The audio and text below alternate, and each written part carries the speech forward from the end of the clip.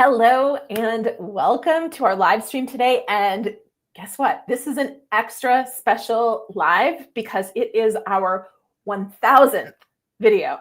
Yep, this is number 1000. So it is an extra special celebration. So glad that you are here to join us for it, Timothy and Gary. It's wonderful.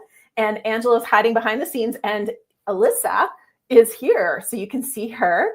And Alyssa runs our books hub. So she is the one that oversees all the fun that all of our authors have as they journey from writing to editing to book design and then distribution. So as today's subject is all about the fun things that happen when you upload your book to KDP and that KDP can do to you. And actually, some of these things happen after your book has already been out. Oh, the joys that can happen with KDP. So Alyssa's here because as I was talking to her about this, the fact is I don't experience these things firsthand. She does, but I don't. I hear them from her. I hear them from other authors. I have secondhand and sometimes third-hand experience. So I thought I would bring the person on who has all the experience. So all right, we've got lots of people here saying hello. So awesome. Laura's here, Ellen's here, Renee, Kevin, Jordan, Jason. So glad to have you all here. And yes, 1000 videos. So here's the extra special thing. And sorry, Tim, I know being in Australia, Timothy, we won't be sending you this, but we are going to give away, I think, did you confirm you have one, Angela, before I say it? Oh, she doesn't know for sure. Okay, I can't say it then. There is some extra special swag, something that we think she has in her closet. It is either our Yeti mug, and if she has, because she thinks she has one in her closet somewhere, but if she does not have that, it will be our 7th year anniversary mug, which was this beauty right here. So we are going to give away an extra special prize for somebody in the US. I'm sorry, when we ship these things overseas, it costs more than the thing itself, both for us and the duty that you get to pay when it arrives. So celebrating our 1000th, that will be somebody. So everybody who said hello, you're already entered. If you haven't said hello, make sure you do, because we'll draw for that. Okay, awesome. And Joe's here too. So welcome. And Laura, welcome. Thank you, everybody. All right, so kicking this thing off, just checking my notes. So there's some weird issues that have come up with KDP, not necessarily related to uploading and flagging.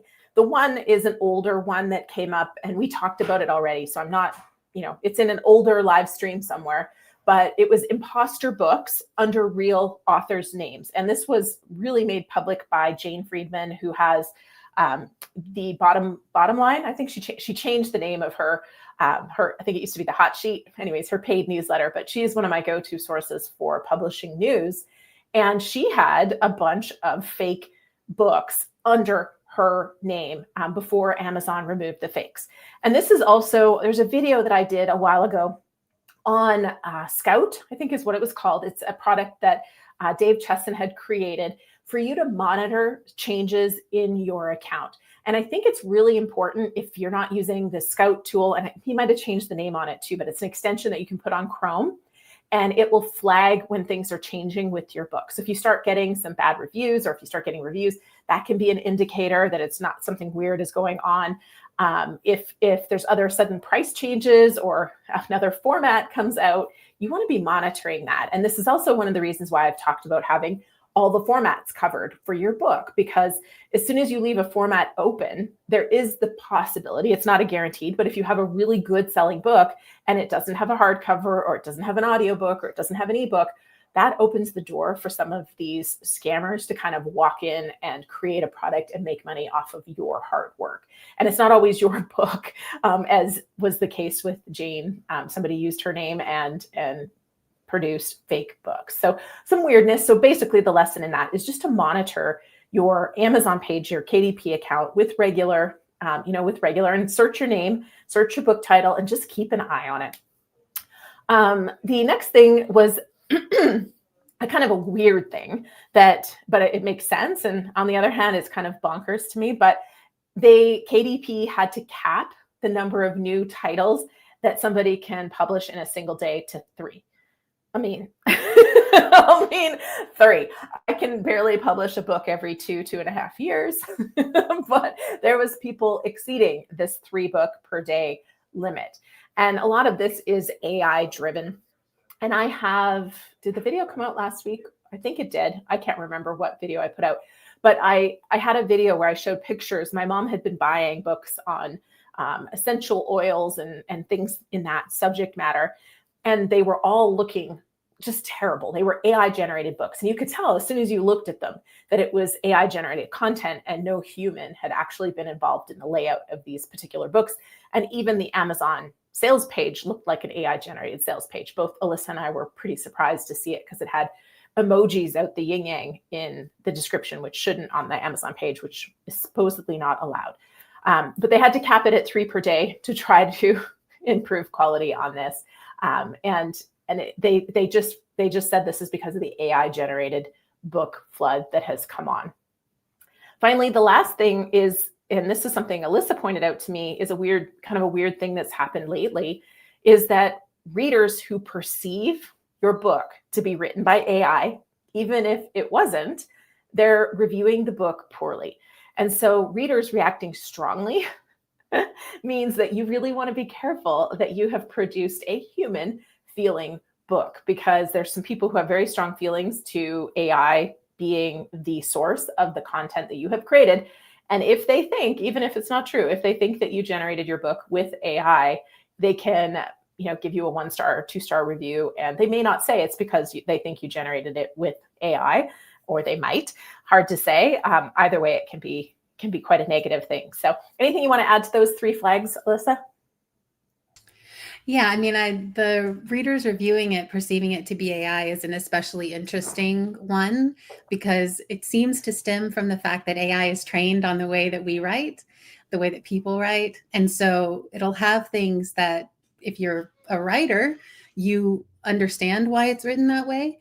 But even things like em dashes have come under fire, when em dashes are a well-established, perfectly professional type of punctuation to use. And even things like following standard like copywriting procedure people can sometimes flag. So it's something to be aware of. It's not something you can for sure avoid, because it does seem like there's a bit of a sort of a witch hunt happening, where people are so worried they're going to get the kind of book that Julie's mom got, that they're going to get something mass produced, that they put that AI label on it in a super negative way. Whereas, we know AI used responsibly can be a very powerful tool, but right now there seems to be some negative views on it. So it's just a good thing to be aware of, for sure. Yeah, thank you. All right, so that was kind of the weird things that we wanted to touch on. But now I want to talk about the things that can trigger an issue with KDP. And I mean, really, I could just turn this over to Alyssa and she can vent for days about the fun that she has with weird issues. I mean, actually, you didn't know I was gonna ask you this, but what's kind of the weirdest, I won't say most frustrating because they all have been frustrating, but what's the weirdest one that you've dealt with KDP that you couldn't believe you were dealing with? I think the one was when a book got blocked because it used the same word in the main title and the subtitle, even though they meant different things. They were technically the same word, and they blocked it, and I had to fight for a couple of weeks to get it reinstated. There was nothing wrong. It was perfectly clear. It was used intentionally, but because they were cracking down on duplicated words, we got hit. Was that the journal and journaling? Was that it was that one? art. It was art and art journaling. Yeah, I think right. That was yeah. it. Yeah, I think it was double art that got. Oh, it wasn't journal art. That was a problem. It was 2 uses of the word art in that case. yeah. And so what it took, if I remember, it took you working with the bots and escalating it to a human, to a human, to a human. And even once you got to a human, you had to explain what had happened and why this was important. Right. And then they had to escalate it internally to then allow it to exist. To convince them that in one case it was general art, and the other one it was a specific term of like art therapy or something like that. 2 separate things, same word used differently, and then they let it through.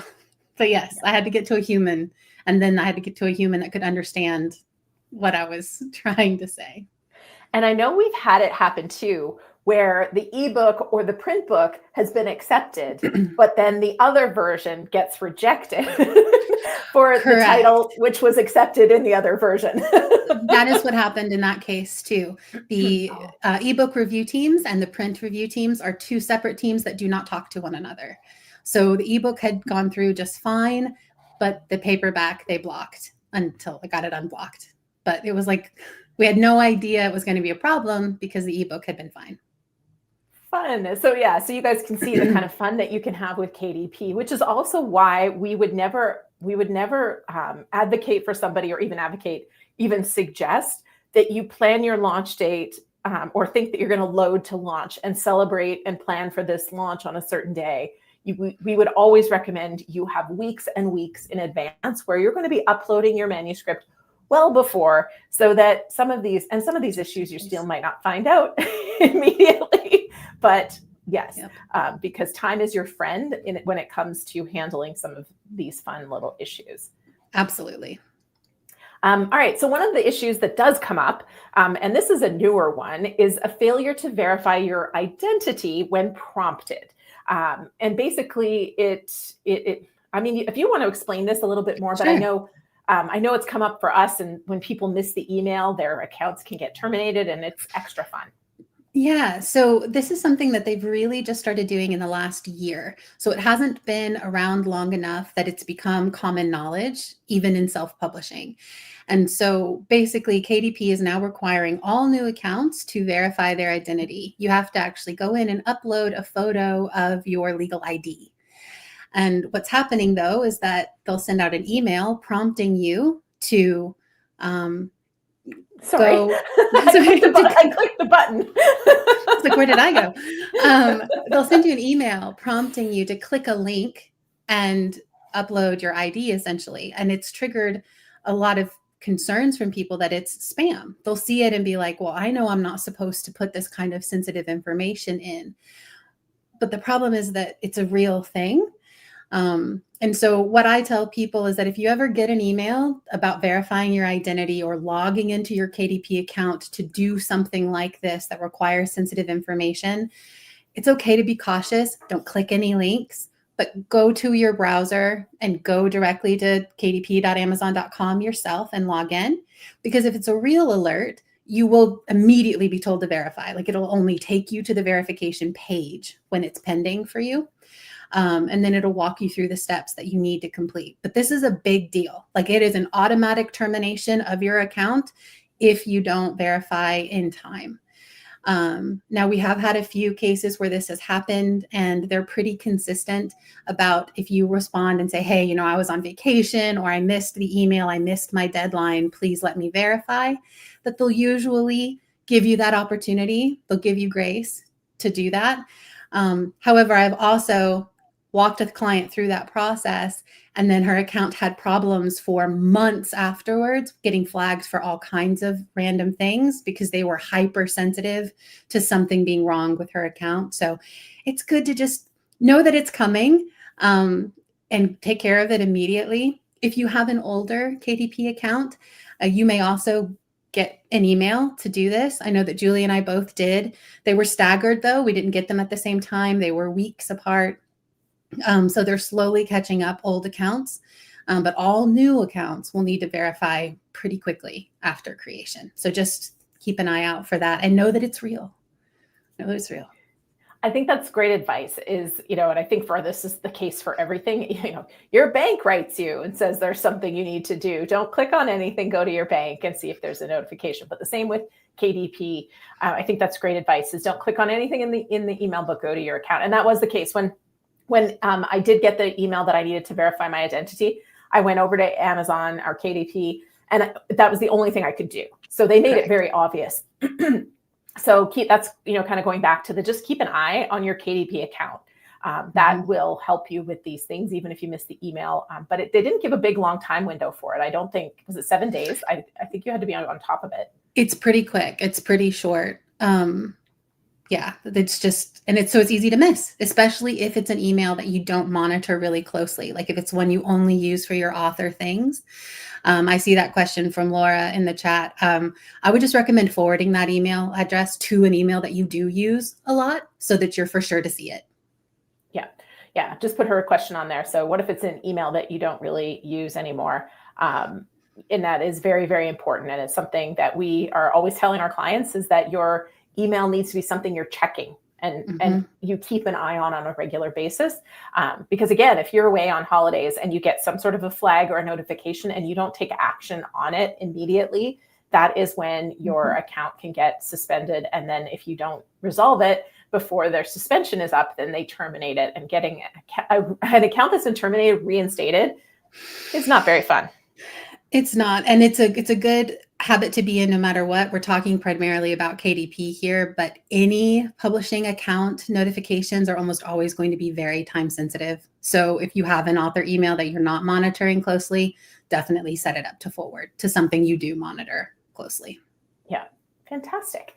All right, so the next thing is the duplicated content fund. So they will terminate for content that misleads or defrauds customers or is substantially similar to existing work. Now, on the one hand, like this is a great practice, right? This will help prevent people from plagiarizing your book and selling something that's almost the same as work that you've already created.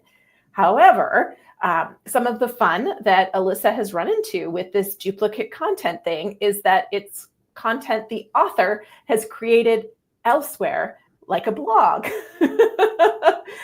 So yeah, I'll turn it over to you to kind of explain some of the situations and how you've navigated it. Well, you're actually the best example here, Julie. So when we were loading Self-Promote and Succeed, the follow-up to Self-Publish and Succeed, they blocked me from uploading it because the titles were too similar.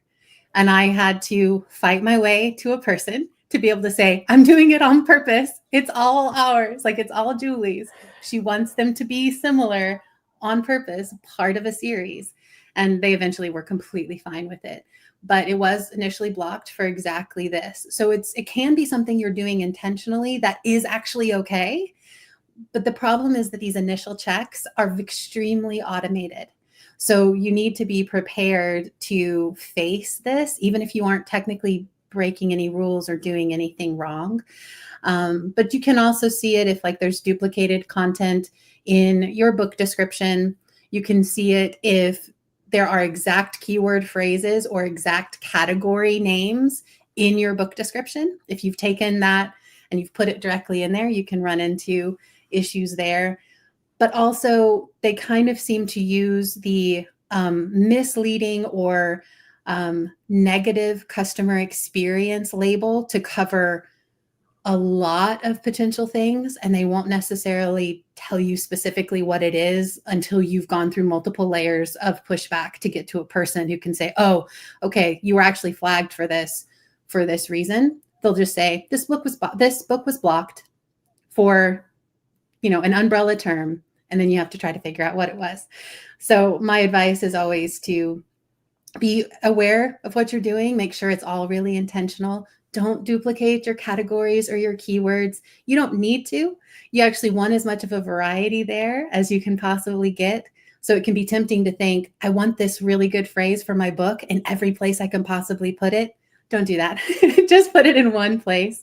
They don't want you to duplicate that content. So just being aware and then know that you can do everything right, and you may still have to face a flag, and then be prepared to push till you get to a person so that you can get it resolved. Yeah, and Laura was asking, is it bots doing the checking? And yes, I mean it's an automated process, and even when you submit a ticket or whatever you want to call it, an issue, you're trying to get support, that initial response is also an automated Correct. Bot response. So it is. And so one of the reasons why we mentioned these AI things at the beginning of this live is that anytime there are new trends happening, they update their bots. So we know to prepare ourselves for new flags, for new issues, for new things being a problem that weren't a problem 2 weeks ago. And we'll always see an uptick whenever there's any kind of shift in the way things are handled. But yes, it's extremely automated. And even like Julie said, sometimes 3-4 layers can be automated until you can actually get to a person. That's the trickiest thing. They're hoping you're going to give up. And I don't. So I argue with bots till I get to a person. Now speaking, this is a little bit of a tangent.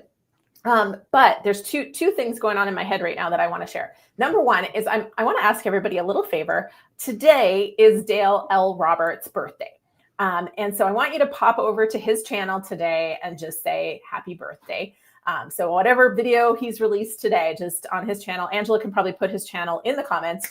But I thought of him, not just because it's his birthday, but he thinking of trends and things that can wreak havoc. And it made me think of him letting everybody know last week that KDP Unlimited, you can now post your book to libraries, right? You can now distribute it to libraries, and that is okay. Because previously you had to be exclusive with KDP with your ebook, and you could not have that book available for distribution anywhere else. And so he was the one that everybody kind of referred to as him saying, hey, now you can publish your KDP Unlimited book to libraries.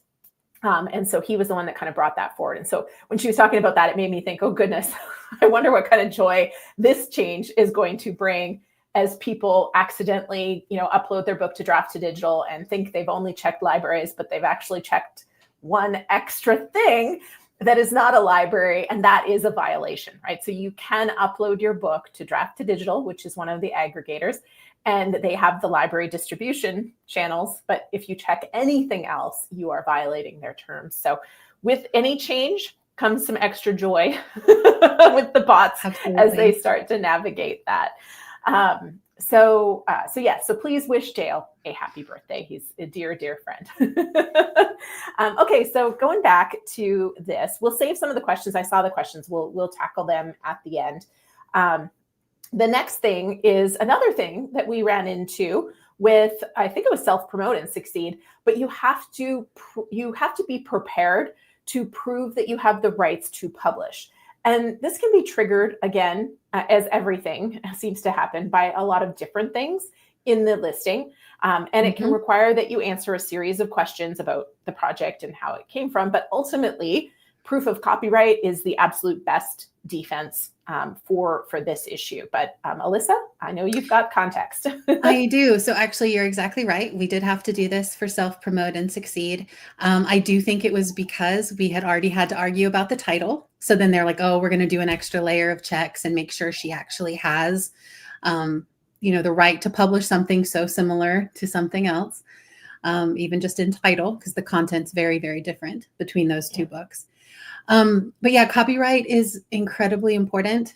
It is being able to show that letter, to give them actually a picture of your letter from the Copyright Office, is a very powerful tool when they are questioning your publishing rights specifically. It's very difficult to prove to them otherwise that it's yours. I have seen people succeed, but it can take a lot longer, and there's just no guarantee. But having your filed copyright, it's a very powerful tool. So we really encourage people, as soon as they're past the proofread step, they go ahead and file for that, so that by the time you're uploading, you should have that letter in the mail. I can't overstate this one. I do expect that at some point it will become standard that you need to have it to self-publish, or at least that you need to be able to present it at some point in a check process. That would not surprise me, especially as people are trying to crack down on, things that are duplicating or copying or pretending to be by an author. I expect this to play a bigger role as time goes by, not a smaller one. Yeah, the only thing I think that will stop it from becoming a requirement is that it's different in every country.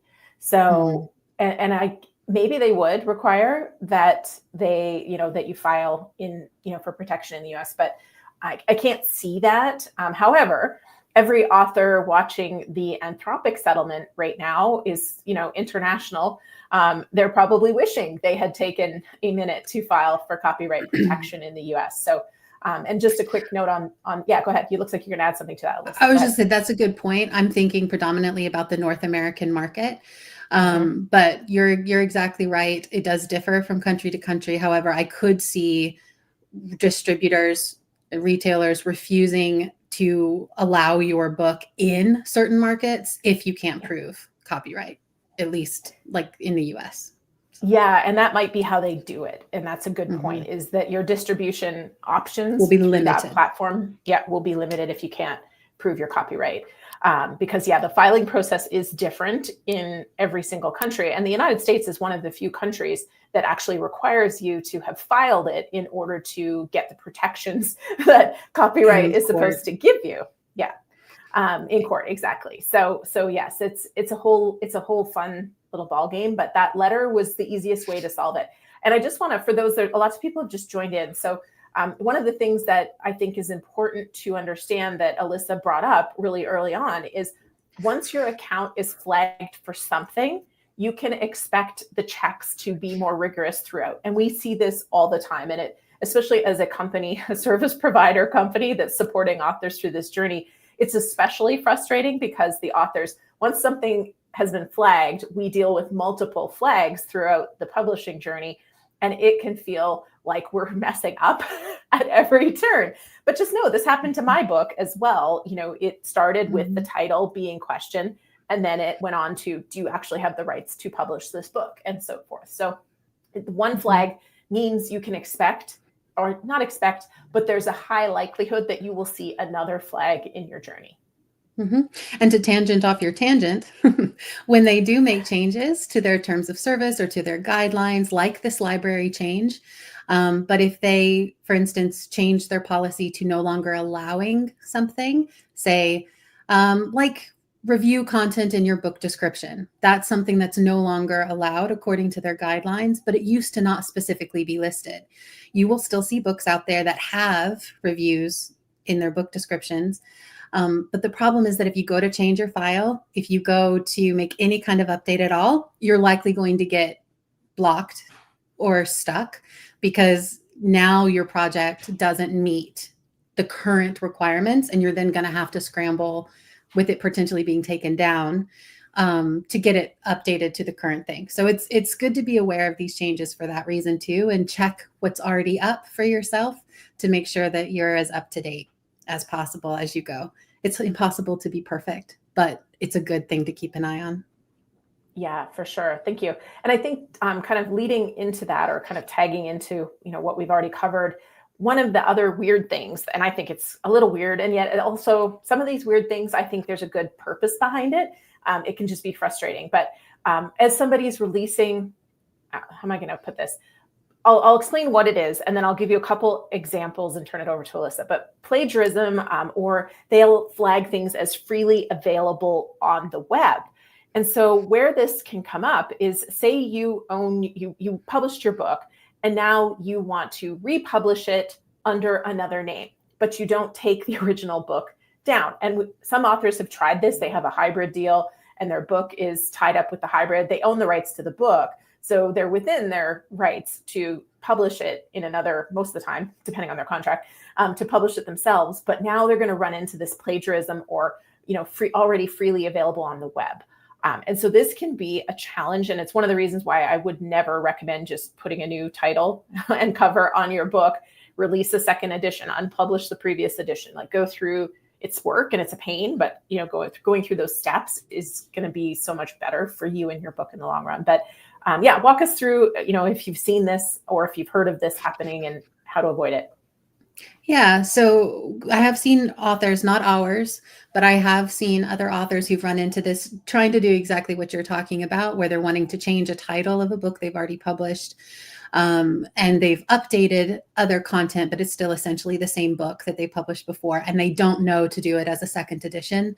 Then it can be a very difficult one to get corrected, because it is essentially the same book, and there's not as easy a path in the KDP support pushback for this particular issue.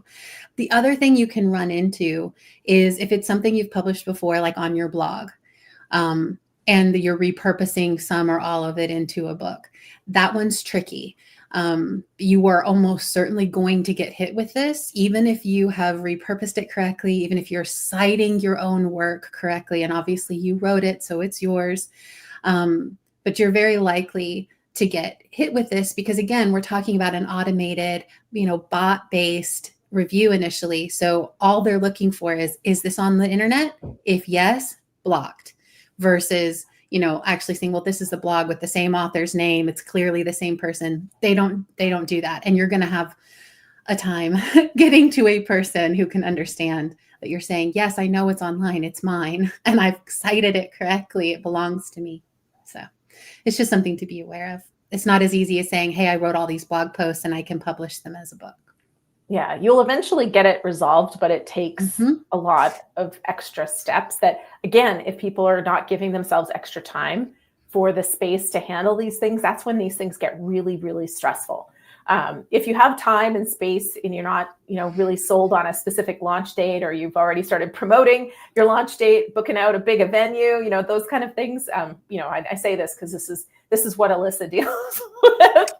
Right. And again, you kind of already said it earlier, but just because, say, for instance, you successfully put your ebook up for pre-order and there were no issues, does not mean it'll get through on print. In my experience, the print checks are more rigorous than the ebook checks. Yeah, which is always fun because we typically are loading the ebook well in advance, and then we're usually loading the print book on launch day because we've been pre-selling print through Ingram. So the good news is the books are still selling through Ingram, but it creates problems with the Amazon side of things. So cool. So we do have lots of questions. We'll cover the last one, and then I'm going to do prizes and start wrangling some of these questions here. Metadata, which is fun. We touched on this already as far as the title, an issue with the duplicate words in the title. What other metadata issues can come up that might flag a book for KDP? So this is one where you want to make sure you're operating in good faith, but also that you're doing your research. So another thing that you can get flagged for, although clearly it didn't protect Jane Friedman, is if your cover is too much exactly like someone else's. This is something that we come across sometimes in our cover design process with our clients, that they'll really love a cover by a different author and say, I want a cover like this one. And we have to say, well, we can work on a cover design that has some elements like this that will have the similar feeling, but we can't just change the colors and the title and use essentially the same design and put a book out there, because cover design is something that Amazon will flag as being too similar if it looks like you're trying to copy someone else. The same thing goes for a title that's too close to, obviously Julie ran into this with her own books, too close to another book's title. But also if you're stuffing your book description or your keywords with mentions of someone else's book, with another author's names, if you're really leaning heavily on that, that's a problem. But then there's also that good faith piece of making sure that the keywords you're using and the categories you're putting your book in and the description that you're using to help sell your book is actually very, very accurate to the book that you're publishing. It can be tempting to say, oh, this person's really successful and they're, not exactly like me, but I could still sort of make it sound like it's like them, but it's not. Don't do that. It's not worth it. You will get in trouble. You're very likely to get flagged. And it could even become a bigger issue than that. So that's what I mean by good faith. Make sure that your title is uniquely yours and not trying to piggyback off of someone else. Make sure that your book description and your keywords and your categories are accurate to the book that you have actually written, that you are not misrepresenting your content at all. It can be difficult, especially if you aren't very experienced in writing marketing copy, to overstate or to make claims that aren't fair or allowed or accurate. Because you really want people to read your book. But the problem is that can get you hit with that negative customer experience block or misleading, and those are pretty big issues to resolve. You can resolve them, but you want to avoid it if at all possible. It also doesn't make you look very good to potential readers if they catch on to what you're doing, especially with the book description. So it's a good thing to be aware of. Yeah, thank you. All right, so we have tons of questions coming in. I'm going to do prizes right now.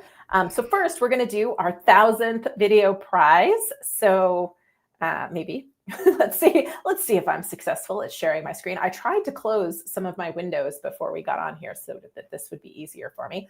Ooh, look at that! I got it on the first try. It's my day. Okay. So for those of you who are new, we need to see, look at all these great lives we have coming up, you guys. We have how to optimize your author website, how to get paid to speak as an author, how to find readers to buy your book, and of course, today's the KDP crackdown. Okay, let's see. We've got 26 people entered to win this first one. You have to be in the US, but we're going to send you some special swag to celebrate our 1,000 video. Angela will let you know whether it's going to be the Yeti mug or our 7th year anniversary mug, which she still has a couple hanging out in her closet. So this will be a thank you for being here for our 1,000th video prize. Let's see. Stella, yay, Stella. So glad that you were our 1,000th video winner. So email Angela at team@booklaunchers.com, your mailing address, and she will send you the prize for the day. And I'm going to do one more prize just for you guys who are here. This one can be self-publish and succeed, self-promote and succeed, or a journal or a mug, but probably the books. If I don't know how many mugs Angela has hiding, like the regular, I'm talking regular Book Launchers mug minus the stapler. This is where I store. Oh, congratulations, Book Launchers. You've won a Book Launchers mug. Let's draw that again. Love it when we win. Told you it's our lucky day today. I hit this screen on the first try. It's amazing. It's a good day. Absolutely. Henning in Sweden. I think it's Sweden. Is that right? Stayed up late for us today, Henning. And I think you've got the books and the books already. We have other books, so we can potentially hook you up with something else. But yeah, because if I'm right, let's see. Henning, are you in Sweden? Did I get it right? Angela's nodding. So, all right. Love it. Okay, so let's start tackling some of these questions. And Angela is back. You guys didn't know this, but she left. Her power went out. She lost power. She disappeared, but she got back. So, okay. Oh, yes, health claim. Oh, yeah, that's the other thing we didn't talk about. I know Gary's sitting there waiting, but Julie, you didn't talk about content restrictions. So this is a great segue into talking about other content restrictions that KDP has. So Alyssa? Sure. So I would say using the word heal is not necessarily bad in your title and subtitle. The context will matter. If it is making some kind of like intense claim, like, heal your cancer, then yes, you're very possibly going to get stuck there. So it's not just the word itself. There is a little bit of context there that will be in play. Claims, however, seems to predominantly get flagged in book descriptions. Titles can get flagged. I've had it flagged for having the word free, as if it was promising some kind of free thing, but it wasn't. It was talking about something being free of something else, and it was completely legitimate. So heal could get flagged, but I think if you're using it in a proper context and not making a claim, you'll be able to combat it. We've used the word heal in titles and subtitles before without a significant issue. But book descriptions, you do have to be careful about what kind of health claims specifically you make. They're very sensitive about health claims. And even if it passes for publication, you may run into issues with Amazon ads if you make specific types of health claims in your book description. Yeah, and that's like, if you put a curse word in your title, you can publish it, but you run into other challenges. First of all, it ends up looking really weird because people are like, it's okay, I'll just put a, F asterisk symbol, on the cover. Right. And it's like, yeah, but how does that look when you put it on Amazon's title spot? Like, it's a disaster. And it is something where TradPub tends to get a break on it in a way that self-publishing doesn't. And in that case specifically of language, you run into the risk of getting shadow banned where people can't find your book when they search for it, even though it's technically published.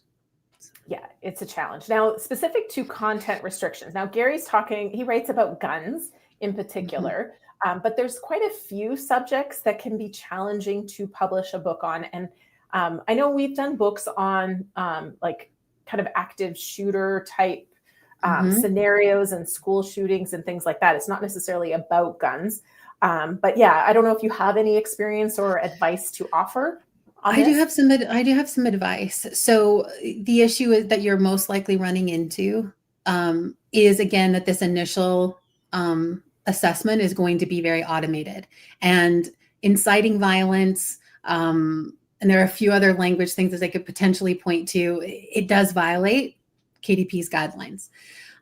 However, just because something is talking about violence, talking about guns, or even talking about gun violence, doesn't mean that it's inciting people to it, but it might get flagged and blocked, right? Because they don't differentiate between with context. So the things I would look at are to make sure your title isn't doing something too fun that might be trying to shock or get a reaction that is towing the line a little bit too much there. I would also be careful about book cover.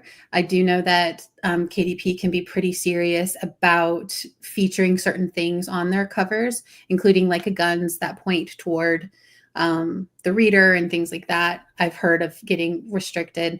And then again, in your book description, any kind of potential, content like this, again, it's how you say what you're saying that can make a big difference. But at the end of the day, with something that is so close to anything that's like violence, war, certain health things, even erotica, those types of topics, even if they're academic, educational, completely not violating the terms at all, you may get flagged or blocked and initially. And so you just need to be prepared for that fight. And I do think that books that should get through will get through, but you do have to push till you get to the person for those. Great, thank you. All right, so when you get the person, is the person interested to resolve the issue? How do I answer this? Honestly, once I get to a person, I am really, really nice to them because I know that by the time other people get to them, they're probably really fed up and frustrated. Once I get to a person, I generally have a really good experience being able to resolve something. Sometimes there can be a language barrier that contributes to like difficulty in getting them to understand the nuance of something, like with the duplicate use of art in the title and subtitle.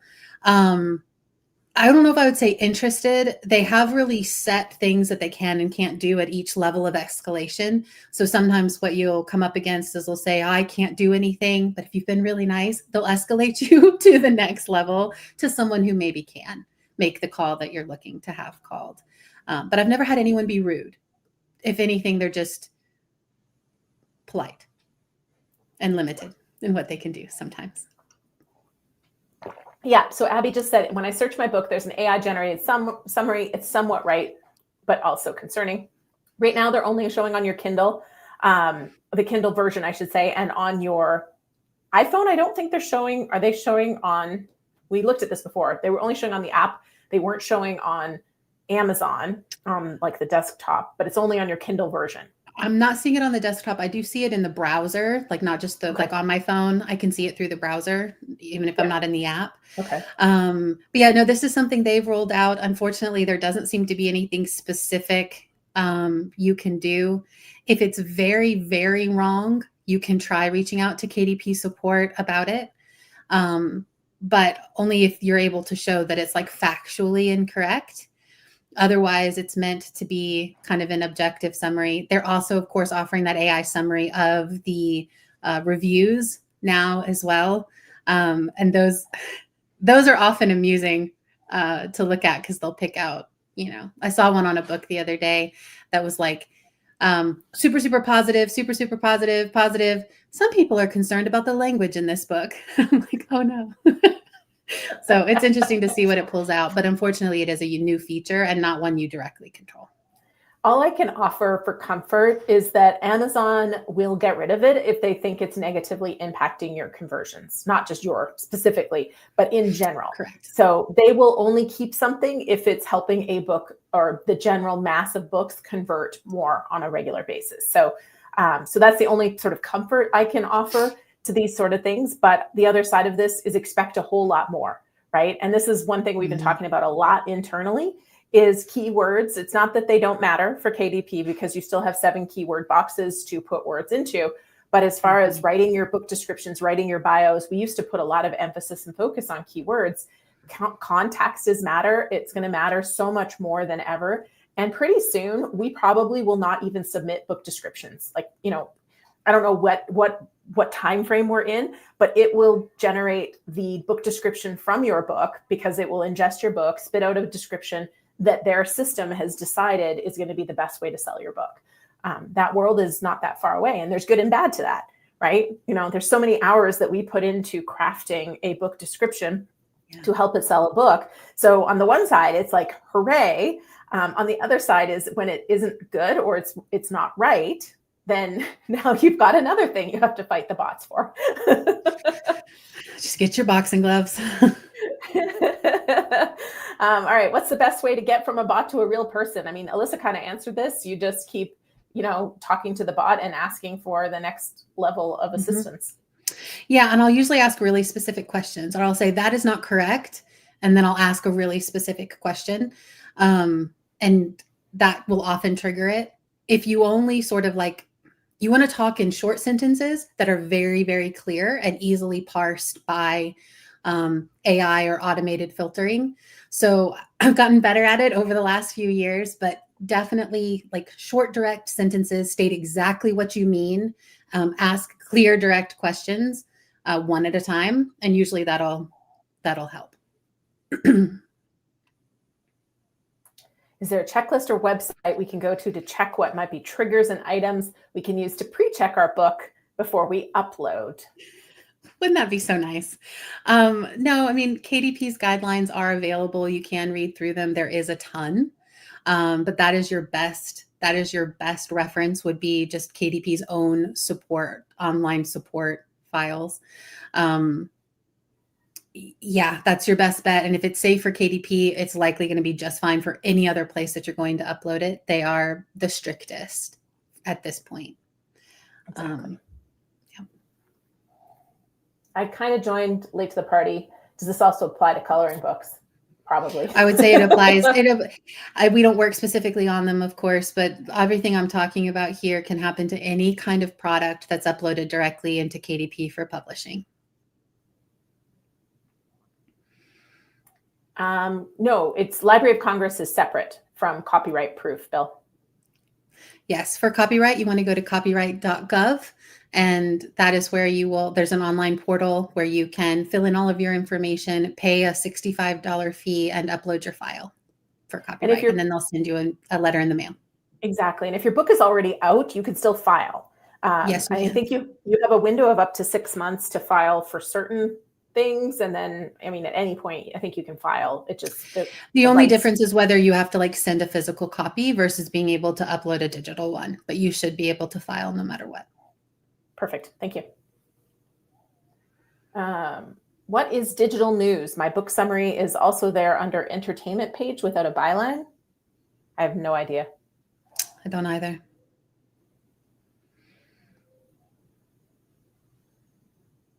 Is it better to acquire an unpublished copyright or wait until it is published? Unpublished, yeah. Please. Strongly so. Not only is it the quickest and easiest way, because you can for sure upload a digital copy for them to review, which is their fastest review process. But again, if you're going to run into an issue upon publication where you have to prove your rights, you need it ahead of time. So I recommend once it's proofread, that's the step where you would submit it. Can you remove previous editions of books traditionally published? I was told no, because third-party resellers can still sell an out-of-print book. I just published the second edition.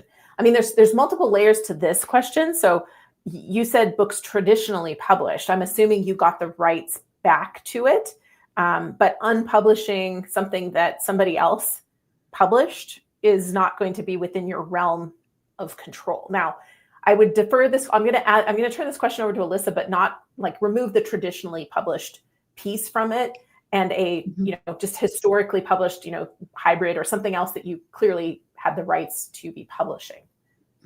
Correct. So if it's something that you've published yourself through your KDP account, you can certainly unpublish it. However, Stephen is correct. The ebook will come down, but the paperback will remain up, and hardcover could as well. Perhaps indefinitely. It'll show as out of stock unless there are third-party sellers that are selling it. But it is something that you can't predict whether it will ever fully come down on Amazon. But you are safe to put up your second edition. And what I recommend doing is unpublishing that first edition if it's in your KDP account, publishing your second edition, and then you can reach out to KDP and ask them if you've kept the same title and subtitle, ask them to merge those two listings. And so then you will no longer have the old first edition just hanging out because it will have been merged with your new one, and you'll get to keep your reviews if you have any, but you can only do it if you keep your title and subtitle the same. Yeah, and he said he was published by Penguin, and so he had the rights back. So yeah, that's that would trickier. But that would be you won't be able to take Penguins down. No. No, you won't be able to take theirs down. But you still might be able to merge them. No, if you not if it's a different not if it's a different publisher. I think the metadata has to match exactly, but I could be wrong about that. That's one I haven't specifically attempted, but my understanding is title, subtitle, author, and publisher need to be the same. Got it. Okay. I mean, it's worth asking, Stephen, if you can with that, but yes, what you were told previously was correct about you can't get rid of it with the third-party publishers. Right. Rights reversion lets you publish that second edition, but it doesn't mean that you own the one that Penguin published. That's still technically theirs. Exactly. Cool. Thank you. Oh, Antoine, booking a big venue. So he's referring to JulieBot. So inside of our author launch kit software, our book marketing software, as well as inside of our author business accelerator, which is a paid group marketing coaching that we have Julie the BookBot. And Laura and some other folks in our group and using our JulieBot have said that she is as good or better than me. But what I like is that she's available at 2 a.m. when I am sound asleep. But no, Antoine, we are not monitoring your conversation with JulieBot for his big venue that he's planning. And hopefully based on this, you're planning it well in advance of when you think you're going to have your book in hand, just in case you run into KDP fun. Does freely skimmed for AI include or considered freely available on the web? Not certain I understand. I'm wondering if that's like an AI tool, like I'm not sure, or assessment type thing. We're not sure, Laura. We're unfamiliar. I mean, if we only knew. Why is there such a difference between KDP and ACX, considering it's owned by the same company? Why is it so difficult to publish an ebook versus a print book versus a hardcover? And then why is it so difficult to have it all function despite being Amazon, but having it sell in Canada with totally different categories in another country with totally... So Laura, we could go on for days about asking and pondering why these things are the case. We do not have the answer. Is there an issue to refer to another author in the body of a book, giving them credit? Not at all. The only issue is if you were to quote large sections of someone else's book, but simply referring to them, even quoting them, briefly, and citing where you're getting that content from, or even just crediting them with inspiring an idea for you or something, that's completely fine. All right, hold on, Angela. I'm going to do one more prize, and then we will rapid fire the last couple questions so that we still wrap at the top of the hour. So, and I saw Alyssa, she's getting ready. Get ready. Ready. All right, last prize of the day. So let's see who our final winner is for today. And I didn't actually pull, I completely forgot. Last time Angela didn't have the list, and this week I forgot to pull the list of people who comment on Tuesday and Friday. Right, so, and that's just because we did a different time, because I have to rush off to an in-person meeting and I wasn't gonna make it if we did our usual 2:00 p.m. Pacific Standard Time start today. Kevin, YouTube bestie, amazing supporter, Kevin Hall. Congratulations. What have you not won lately, my friend? You can email Angela at team@booklaunchers.com. And I know recently you said that you don't need to win things, but apparently you do. Like the computer says you do need to win. He says, please select again. All right. See, I knew he was going to say that. I should have just stayed on the screen and done it. Because he does win all the time, but he's such a fantastic contributor to our community. I'm so grateful to have you around. And I'm happy to send you prizes every time you win. But all right, we'll draw somebody else at your request. Okay, let's see. I saw Kate keeps flashing by. I'm gonna laugh if Kate wins too. All right, Nurse Peter, there's a new winner. I don't think you've won before. So congratulations. And what you need to do is email Angela at team@booklaunchers.com with your mailing address and your choice of book, so Self-Publish and Succeed or Self-Promote and Succeed, or we usually have some oh-so-soft journals, and sometimes we also have mugs. I can't promise on the mug, though. Angela has to check her closet and see what she has left in stock. And Kate says she won 2 years ago, a mug that she still uses. Kate works for us, you guys. She's on our team. She is one of the fabulous folks that run our processes behind the scenes. So when somebody works with us and is going through the whole journey, Kate takes care of them and helps them through all the fun. All right, we've got 3 minutes, Angela. Let's see what we can do. Does all this apply to new books, or are they going back to previously published books? It does not only apply to new books. The author proving your identity can happen to your KDP account regardless of age. I'd be prepared for it. And yes, previously published books, if you try to do any kind of update, you will then be subject to all of the, and you can also just get flagged for it. I know that's not fast, but yes, the answer is yes, it all applies to all of them. It's most likely if you do something in your account, yes, that can trigger all the checks over. But I don't want to say that's the only time, because it can happen otherwise too. 100%. What is a Would negative love customer? To know. Would love to know. I'm convinced it's just a catch-all for, hey, you did one or several things that we think are kind of not maybe okay, and we're going to put this label on it.